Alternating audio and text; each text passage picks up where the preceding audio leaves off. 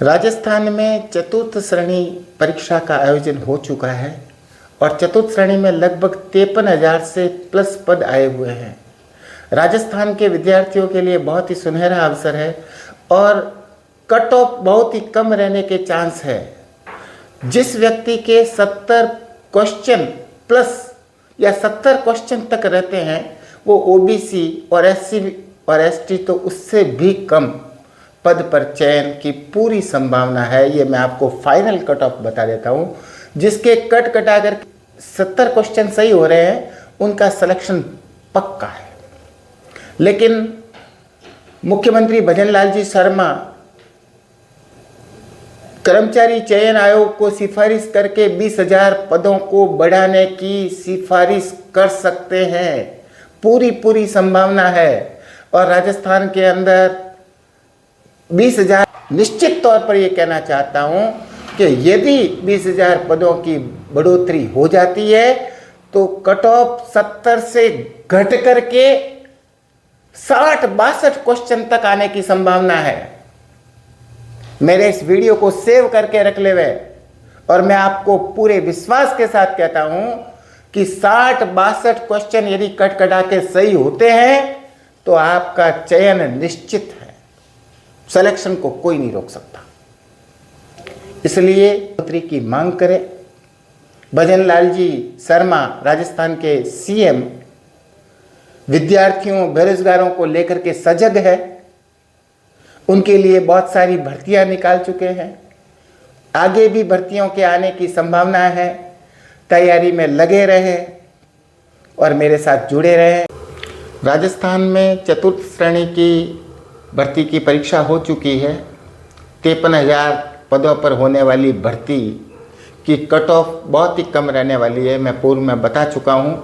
मात्र 70 question cut कटा करके जिसके आ जाएंगे उसका सिलेक्शन पक्का है। हालांकि लोग कयास लगाते हैं कि बहुत ज़्यादा मेरिट जाएगी, 90% जाएगी, लेकिन कोई मेरिट जाने वाली नहीं है। 70 क्वेश्चन जिसने कट कटा करके सही कर दिए उसका सिलेक्शन निश्चित है। मेरे इस वीडियो को संजो के रख लेना। मैं कंफर्म कह देता हूँ 70 क्वेश्चन ओबीसी जनरल होगा तो हाईएस्ट 72, इससे ज़्यादा जाने वाली नहीं है। क्योंकि भर्ती बहुत बड़ी है, बहुत सारे पद है और भी राजस्थान में भर्तियां निकल चुकी है। इस कारण से कर्मचारी चयन आयोग ने स्पष्ट रूप से कह दिया है कि जितनी भी इससे बड़े पद की भर्तियां हैं उन बड़े पद की भर्तियों से रिजल्ट आने के बाद इसका रिजल्ट जारी होगा। इस कारण से मेरा तो अनुमान यह है कि 70 से भी कम रह सकती है। और यदि राजस्थान में 20,000 पदों की वृद्धि हो जाती है 53 में से, हालांकि संभावनाओं के बारे में कुछ कहा नहीं जा सकता, लेकिन फिर भी ऐसे कयास चल रहे हैं कि 20,000 पदों पर बढ़ोतरी हो सकती है। 53 की जगह 73 हो सकते हैं, 73,000 के समथिंग पद हो सकते हैं। और यदि ऐसा हो जाता है तो मेरा मानना यह है 60 या 60 से भी 1-2 क्वेश्चन कम तक भी सिलेक्शन हो सकता है। इसलिए विद्यार्थियों बहुत ही सुनहरा अवसर है, इसका फ़ायदा उठाएं, मेहनत करें। आगे भी भर्तियां आएगी और मैं आपको एक बार पुनः कह देता हूं कि आने वाले 1 साल के भीतर चतुर्थ श्रेणी की भर्ती वापस आ सकती है। इसलिए लगे रहें, मेहनत करें और सिलेक्शन इतना मुश्किल काम नहीं है। यदि आप लगे रहोगे सिलेक्शन कंफर्म होगा। मैं तो ये मानता हूँ कि यदि किसी पत्थर को तबीयत से उछाला जाए तो वो आसमान में भी सुराख कर देता है। इसलिए अपने कार्य को बड़ी ईमानदारी से, किसी को बताने के लिए नहीं। लोग ज़्यादातर बताते हैं साहब मैं वहाँ पढ़ने जा रहा हूँ। आजकल कोचिंग का तो फैशन बन गया है। लोग सिर्फ फैशन के लिए कोचिंग करते हैं, साथ जाना आना, इससे कुछ नहीं। वास्तव में पढ़ाई करनी है, घर पे बैठ के भी हो सकती है और छोटी जगह भी हो सकती है। सिर्फ करने वाला चाहिए।